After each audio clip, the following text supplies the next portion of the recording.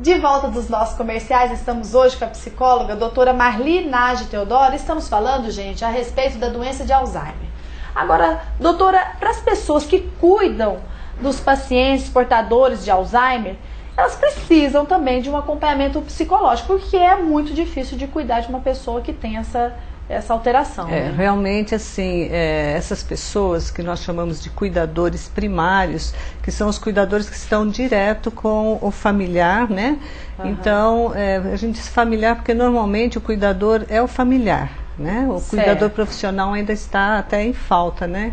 E o familiar, quando ele recebe a notícia, quando ele fica sabendo do diagnóstico, ele se choca e que é esperado, né? Então, no caso, o meu papel aí seria fazer com que ele consiga aceitar essa doença no momento, né? E administrar bem, né? Sem entender problema.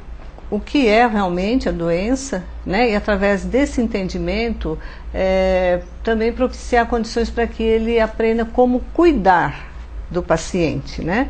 Só que nós chamamos muita atenção para esse cuidado porque o familiar, normalmente, ele se dedica demais a esses cuidados e anula a sua esquece vida, né? de cuidar de si mesmo. Ou dos outros, né? Também, né? Então isso interfere na dinâmica familiar, né? A doença de Alzheimer, ela não só afeta o paciente em si, mas toda a dinâmica familiar.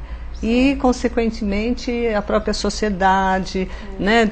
Existem alterações comportamentais também, né? A pessoa fica bem, às vezes, agressiva, né? Essa é uma fase já mais avançada, que a DA, que nós chamamos como DA, né? Doença de Alzheimer, ela tem, assim, as fases leve, né? A moderada e a fase mais avançada. Então, em cada fase dessa, o cuidador precisa saber reconhecer, né? Identificar de que maneira ele vai poder lidar com essas mudanças de comportamento que são esperadas.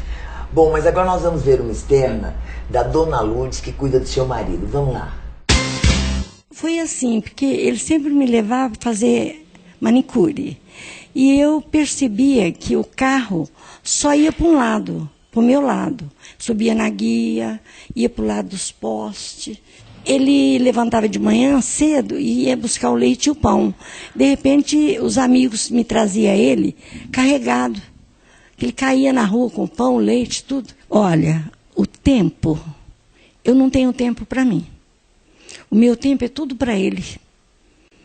Sabe? O meu serviço, o que eu faço, é tudo correndo. A minha alimentação não tem hora certa. A dele tem. A alimentação dele é perfeita, o horário é certo, remédio, tudo certo. Mas eu não tenho hora certa para comer, eu não tenho hora certa para dormir.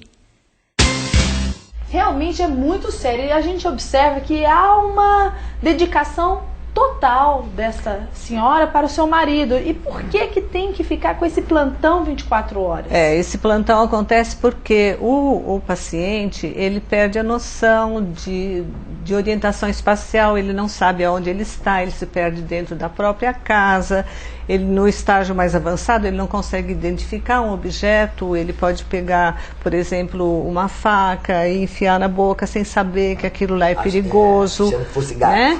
Ele, assim, corre risco de vida mesmo, né? Ele pode estar, a porta estiver aberta, ele sai, vai embora, ele se perde, ele não tem, assim, mais referência sobre si, sobre as pessoas, né? O cuidador, no caso, deve ter uma atenção, então, realmente redobrada, porque dependendo da dedicação da pessoa, né, do cuidador, ele pode chegar a ter sérios problemas de saúde, porque realmente é muito desgastante, né, doutora? O cuidador, ele adoece junto com o paciente. Então, no caso, assim, o trabalho que eu faço é o treinamento anti-estresse em cuidadores e pacientes com Alzheimer. Então, esse treinamento, ele é assim, para fazer com que ele consiga se manter dentro de um padrão de equilíbrio. Doutora Marli, mas sobre isso, daí eu estou realmente muito assustada. Eu gostaria de saber qual é a incidência, assim, vamos dizer, da população em geral sobre esse mal de Alzheimer. Estima-se que no Brasil nós temos cerca de 1.200.000 pessoas com DA, né? Isso foi estimado em 2002, né, pela Organização Mundial de Saúde. No mundo todo, cresce esse valor para 20 milhões de pessoas, né?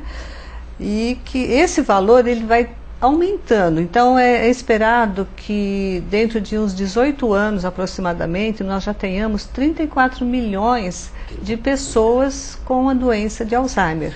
Tá, bem, não vou te dar trabalho não, tá? Eu espero. Doutora, obrigada pela sua participação no programa TPM.